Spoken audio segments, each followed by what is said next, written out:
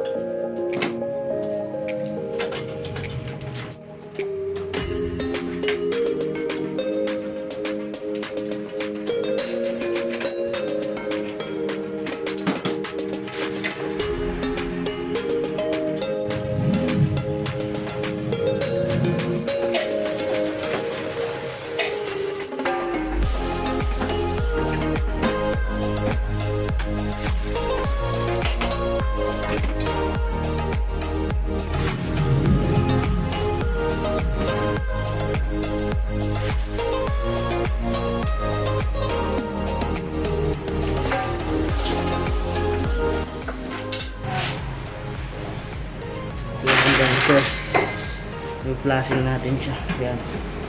Patan natin ng dryer.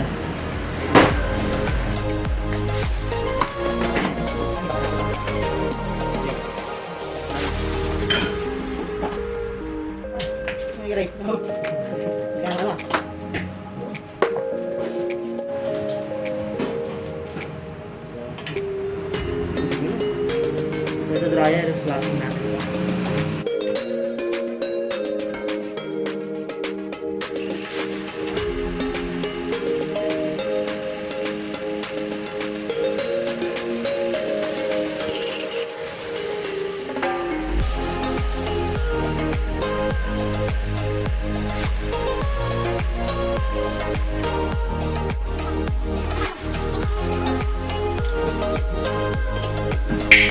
Ito yung flashing.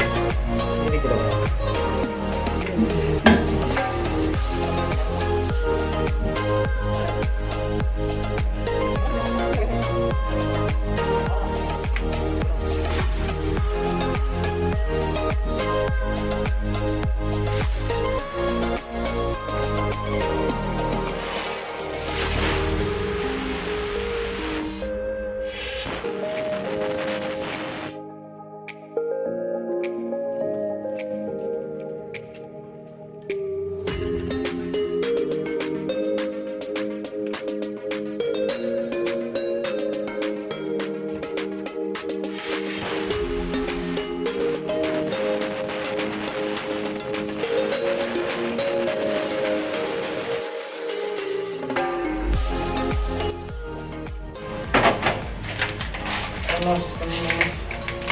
Ito yung bagong dryer niya.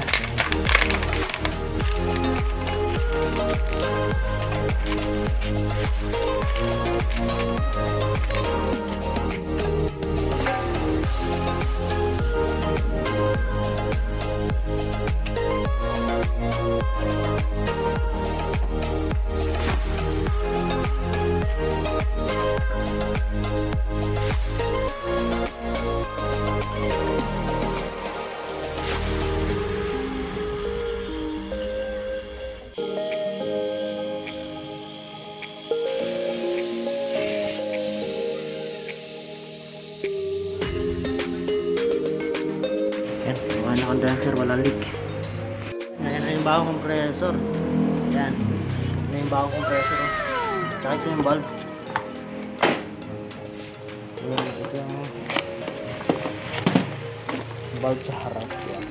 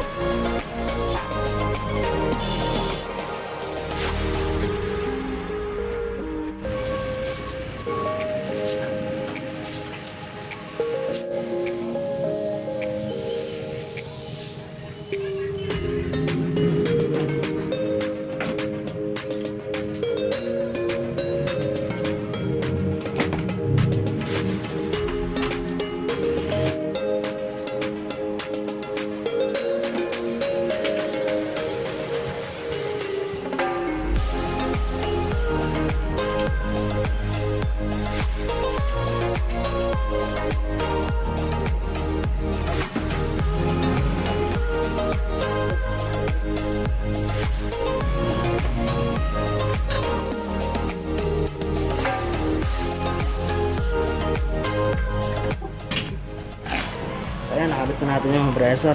Ayan. Ayan, nakabit na. Ayan.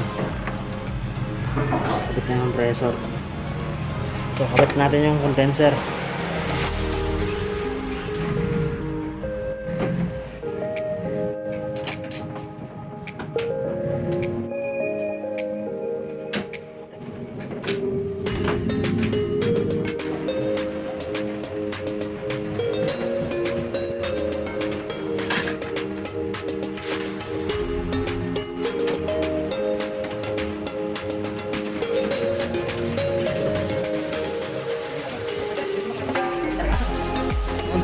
Ng orange sa manhap sa full speed.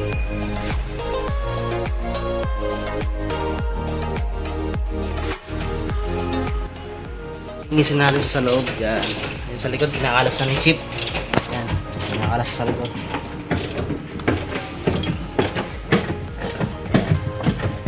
Sumay kasunod sa harap. Yan. Pinakalas natin dito sa harap. Di ko na videoan kasi may mga video na ako paglinis sa Innova. Binidyoan natin kasi para makita yung pagpalit ng compressor. Yan. 15 minutes later. More moments later. Yan, so ayan, nakalas na namin. Yan. Yan. Yan. Hindi ko na binidyoan kasi dati na tayong video kung paano maglinis ng Innova, kung paano magkalas. Yan. Pati yung rear to. Yan. So ito yung evaporator. Pangalain natin yan. Ito evaporator, yan. Ito, sobrang dumi. Yan. Yan sa likod, sa harap. Yan. Nililinis natin siya, tsaka liligtas. A few moments later. Ayun, may leak nga yung evaporator sa harap. Kaya pala zero. Ayan, lakas. So, ayan, ito na yung bagong evaporator. Yan, papalagan natin siya. So, tsaka ito yung bagong band. Ito na. Yan. Natin siya. A few moments later. More moments later. So, nakabit na natin. Yan, yung sa likod. Okay, kabit na rin. Yan, sa harap. Okay na, kabit na rin. Yan, ligtas na tayo.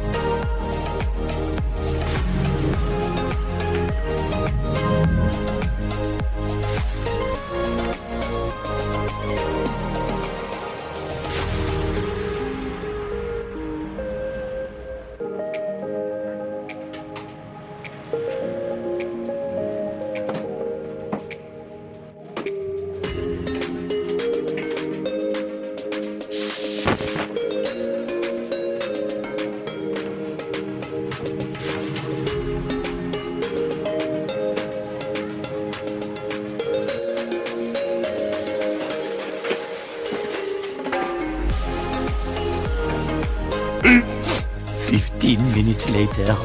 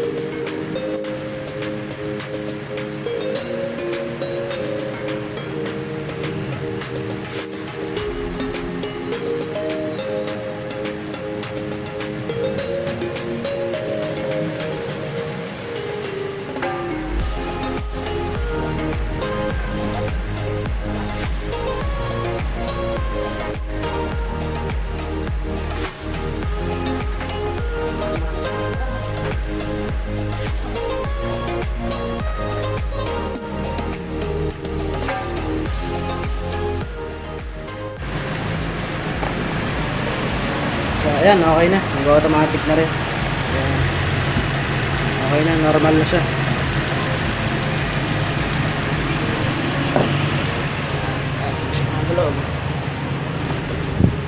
Ayan, malamig na. Ayan. Ayan sa likod. Malamig na rin. Ayan, automatic siya. Ayan lang man. Ayan lang muna.